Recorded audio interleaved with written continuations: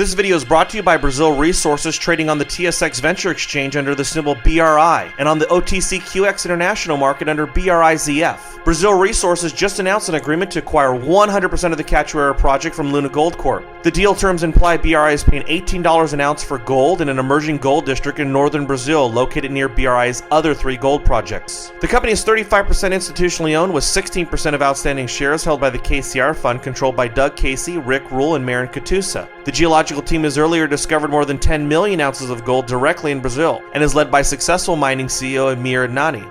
To learn more about Brazil Resources, visit BrazilResources.com or call 855-630-1001. Thank you for joining us at FutureMoneyTrends.com. I'm here with a man who needs no introduction in the gold and silver community. I'm a big fan. If anybody hasn't read The Creature from Jekyll Island, I suggest that you start with that book when you're ready to really delve into the Federal Reserve and understand the system. The only problem is it's kind of like taking the red pill in the Matrix. Once you read that book, you'll never look at the system the same way again. Mr. Griffin, thank you so much for being with us today. Well, thank you very much. I'd like to start off with the Federal Reserve. It's getting a lot more attention now, specifically because of the Ron Paul campaign during the primary. It's interesting. You'll see a lot of people talk about the Federal Reserve. In fact, even the Republican platform recently said they might want to audit the Federal Reserve. What is the Federal Reserve's purpose? Because people think, number one, it's part of the government. What is the Federal Reserve's purpose? Well, that's a really good place to begin, because the most fundamental thing to know about the Fed is that it's not what it appears to be. As you just said, most people think it's an agency of the federal government, and it's not. What it really is a cartel.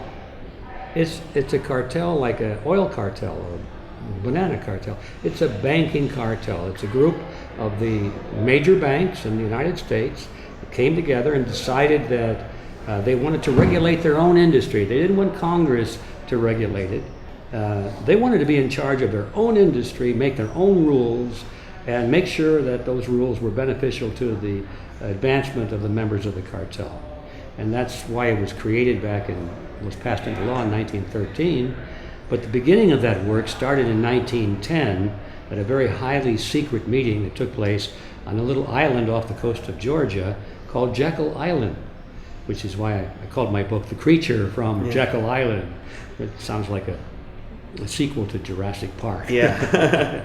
But it was a real island, still is, and it was privately owned in those days by a small group of billionaires from New York, people like J.P. Morgan and William Rockefeller and their business associates.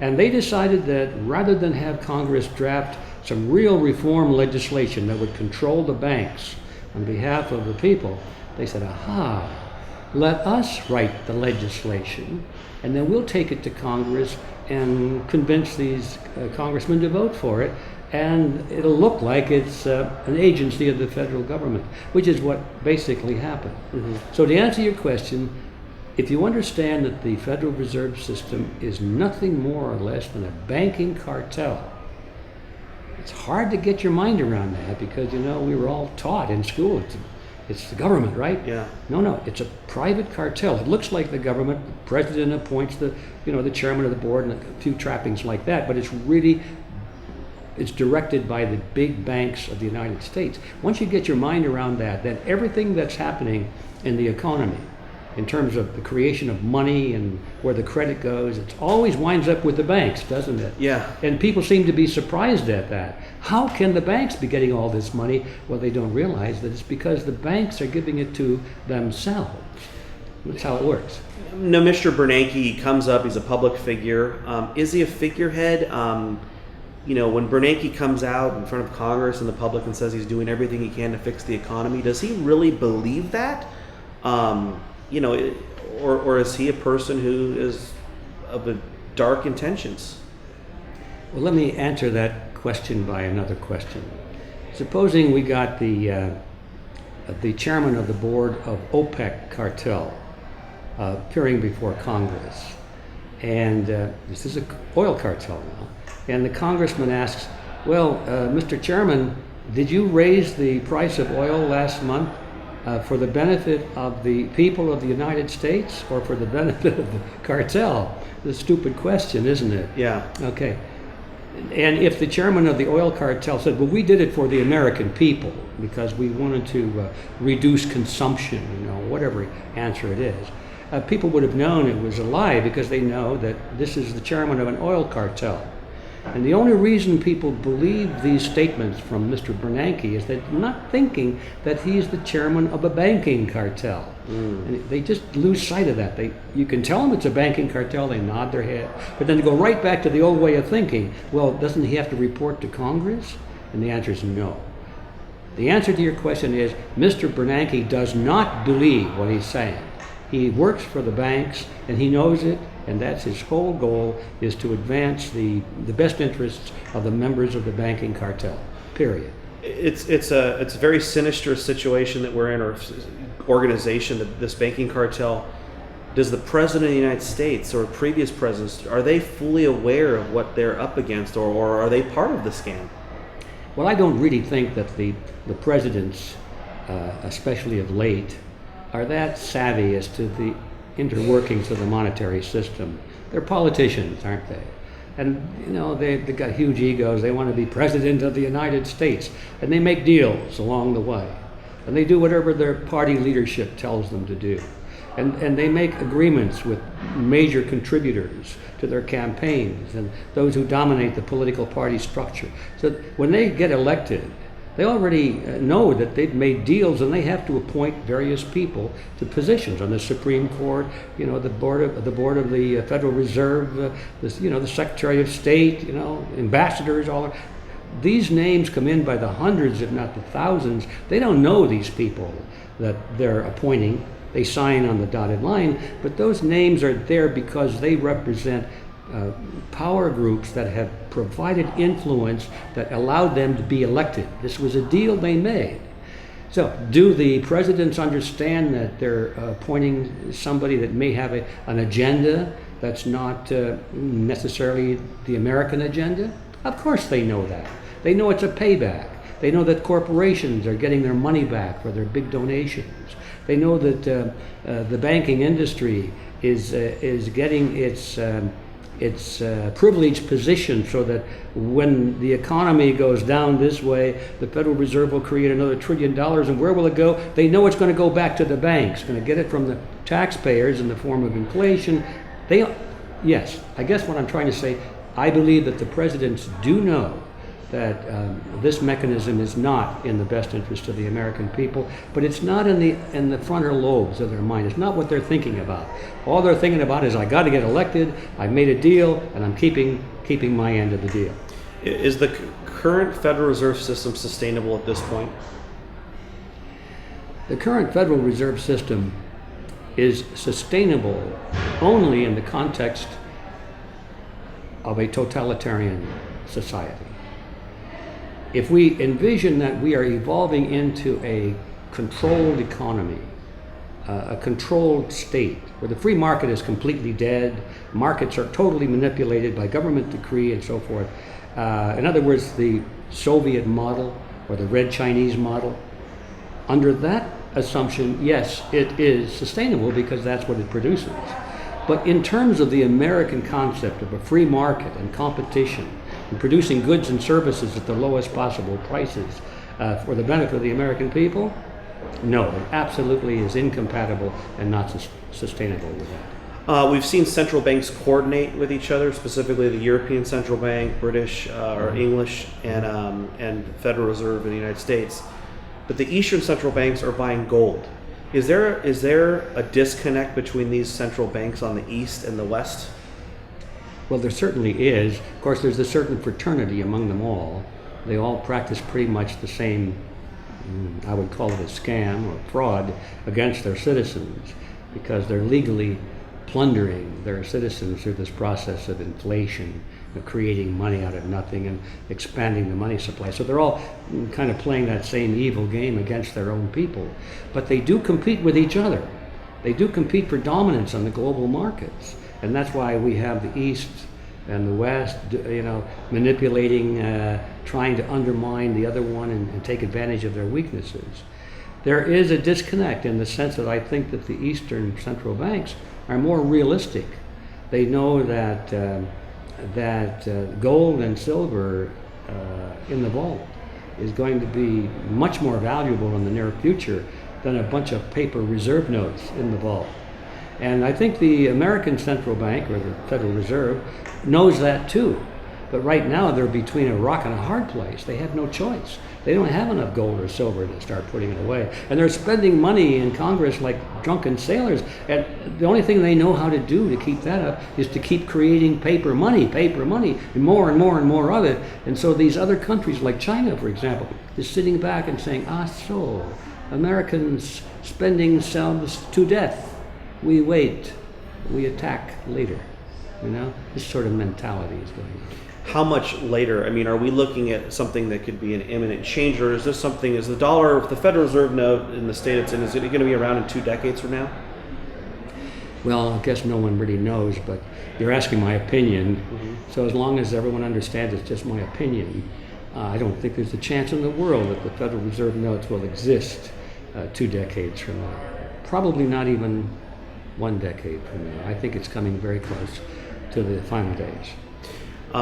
With the central banking systems, as far as educating people, it's so hard because people just accept the system for what it is. We've been born into this system. It's so hard to wake people up. What do you think are some good things out there right now that are helping? Like we mentioned earlier in this interview, the Ron Paul campaign. I'm not asking you to endorse him or anything, but his campaign obviously helped. What other things besides your book and websites, what is helping alert and wake people up to this fraud that we live under? Well, I think the reality of our times is the biggest teacher of all. 10 years ago, things were rather comfortable, and people had money in the bank, and the economy seemed to be expanding, and a lot of wealth, and unemployment was low, and all that sort of thing. But it's coming unglued now. The wheels are coming off of the system as we knew it would, because it's not built well. It's got fundamental flaws to it. And as people now are beginning to hurt because of the economy, and their standard of living is dropping, and they're losing their jobs, they're losing their homes, they're having to move in with family, and they can't afford the basic necessities anymore. They're downgrading here and downgrading there. This is hurting. And they say the best way to get somebody's attention is to inflict pain on them. Yeah. So I think what's happening is positive, and I hate to see anybody suffer.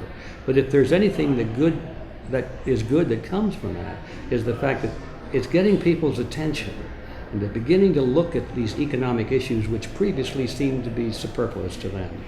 Do you think a fiat currency crisis is also a stock crisis? A lot of people look at it and say, you know what, I don't want anything to do with paper. Is a stock as fraudulent or the same as a fiat currency? That's a tricky question, because traditionally a stock should not be the same as a fraudulent currency system, because the currency, fraudulent currency or fiat money, has nothing behind it except political decree.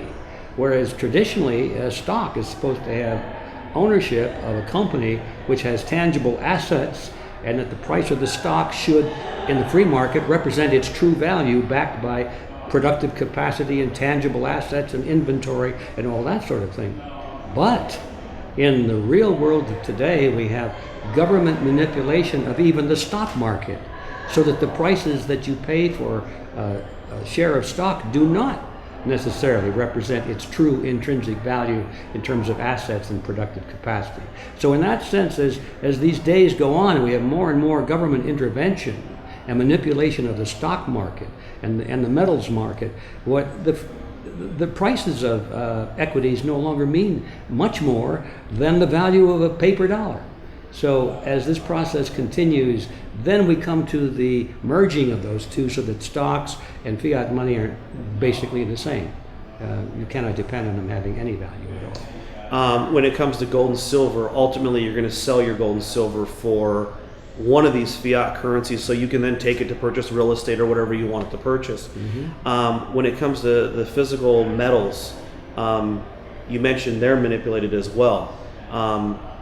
Do you believe that the central banks are actively manipulating the metals? And do you believe it's the Eastern and Western banks, or just these Western banks? I'm a little bit out of my specialty when it comes to identifying the forces that are manipulating the precious metals. I know that the central banks are playing a role in it, because on cue it seems that in blocks they will sell off large quantities of precious metals, seemingly for no other reason than just to drive the price down, to cool the market off. I've seen that. So we know that the central banks are involved. They have no reason to sell off altogether huge quantities and hammer down the price. And you look at the market on the computer, you can see the chart, and usually about midday on the New York Exchange, the metals exchange, you see the big spike down almost at the same time on the clock, day after day after day. Well, that's not just little guys out there in the market. Those are the big holders of gold, and they're acting to drive that price down. So we know there's manipulation, but we also know that there are bullion banks like J.P. Morgan and others that have even a stronger interest in manipulating the price of gold, because they're overcommitted. They have literally sold quantities of gold and silver that they don't have. Yeah. They're just counting on the fact that people will never ask for delivery. They don't want to have to worry about guarding this huge stash of gold and silver, so they'll take a piece of paper and say, well, it's in the vault of the bank, so I guess it's safe. And they don't realize that it's not in the vault of the bank. So they got all this paper around there, and if more than 3 or 5% of the holders of this paper start asking for physical delivery of their gold, the game is over. That's when they'll have to close down the markets and say, to protect the American people, we'll have to put a lid on the speculators, or they have some crazy explanation, and people will buy it. Those speculators. In other words, the people that bought gold, now they want their gold. Yeah. They call them speculators. Yeah, exactly. On the Federal Reserve, a lot of people, when they say, hey, you say it's a private organization, it's a cartel. When the Federal Reserve loans the money out into existence, when they get paid back with interest, where does that interest go? Is the Fed paying a dividend, or is the Fed is there a profit sharing the Federal Reserve shares with Good question, yeah. The Federal Reserve does pay a very small dividend on its shares of stock, but it's just for show. It's nothing. It's a couple of percent. It's very modest. Then that's the first claim on that money, that interest. The next claim is to pay off its expenses, its overhead, which is substantial, but that's paid off out of the interest, and then all the rest is returned to the Treasury. And the Fed likes to make a big deal out of that, saying, you see, we're not making money off of this system, we're giving it back to the American people. And it's true, they are. But the point is, that's not where the action is. Remember, the Federal Reserve is a cartel. Cartel doesn't make money in itself, but the members of the cartel do. Mm-hmm. If you're an oil cartel, that little group of OPEC doesn't make a lot of money, but all the oil-producing countries make a lot of money. So with the Federal Reserve cartel, the real action is at the local banks. Now, all of the banks who are members of the cartel now can create money out of nothing and charge interest on that. Now, that's where the real action is.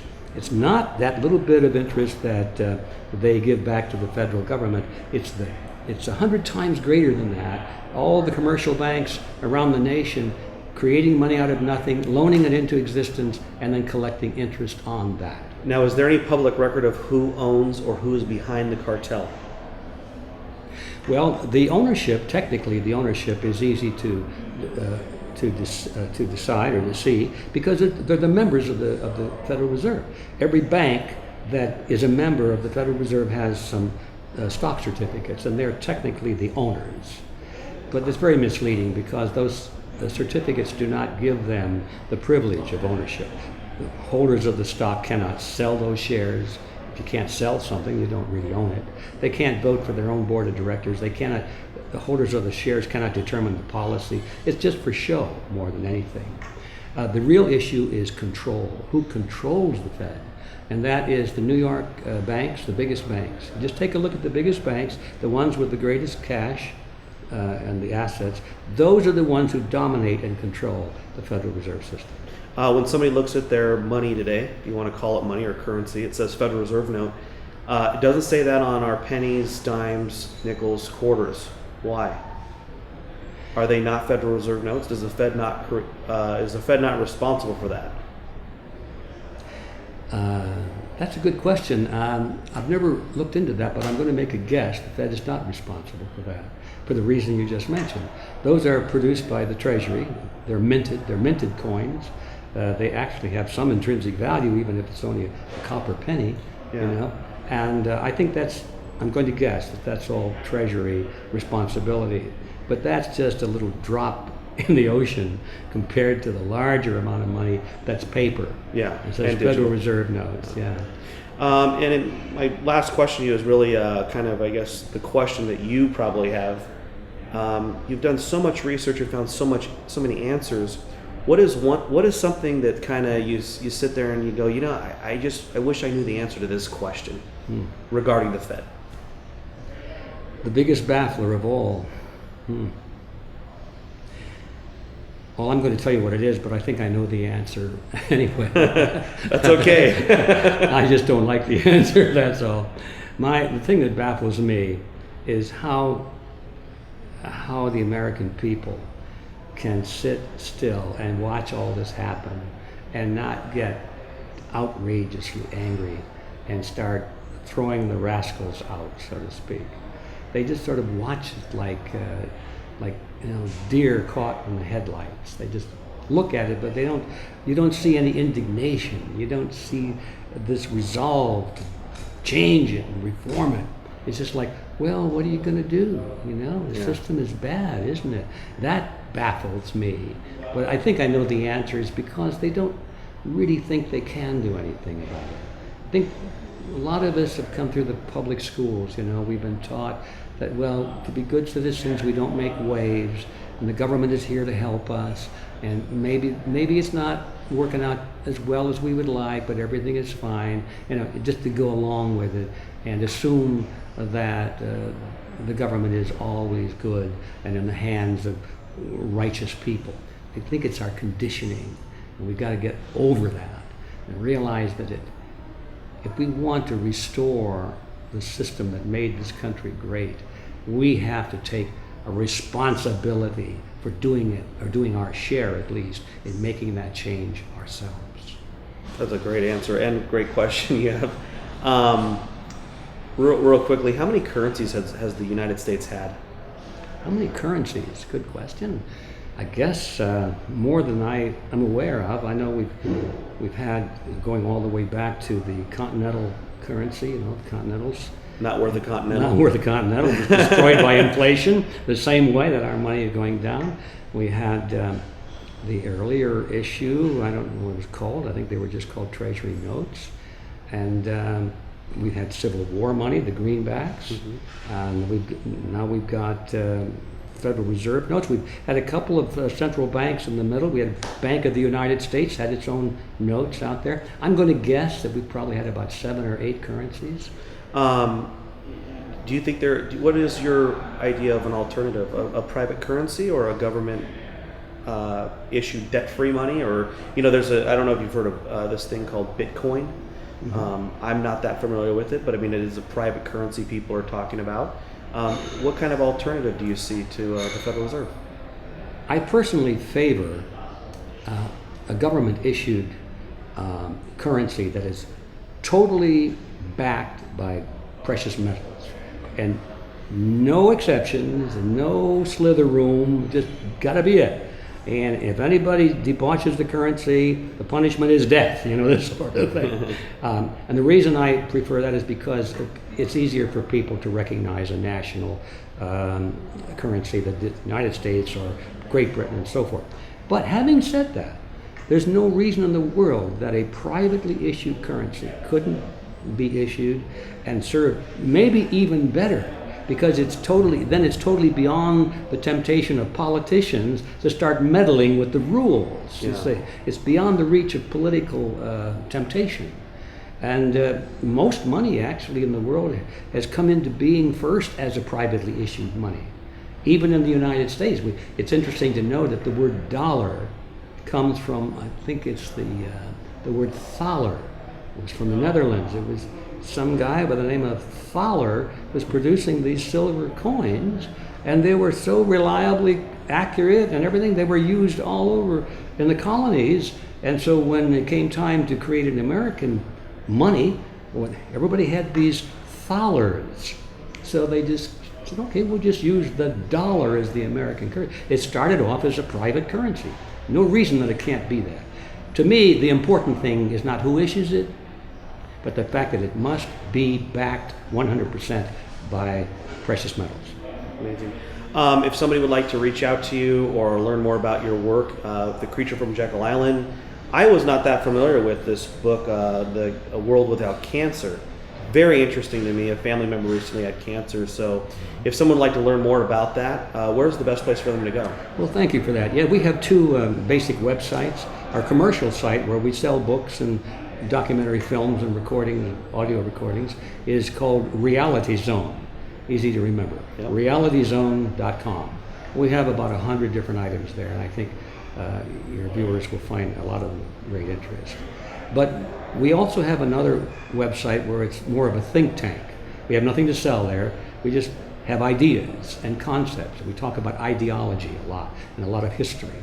And that's called freedomforceinternational.org, O-R-G for organization. It's an organization that we created. And we have people now of like mind all over the world in about, I think it's about, I'm going to guess 80 different countries, a lot of countries. And our goal is to recapture control of the power centers of our respective nations, to get it away from these people who are trying to loot the country and plunder the people, and replace them with individuals like ourselves who have no axe to grind. They don't want to steal from anybody. We just want to recreate this system of freedom and honesty where people can work and benefit from the results of their own labor and live free. Anyway, that's where we want people to go eventually. As to Freedom Force, we want them to become part of our movement, and believe me, we can literally change the world. That's amazing. Your work is inspiring. Thank you so much for your time. Well, thank you. Appreciate it.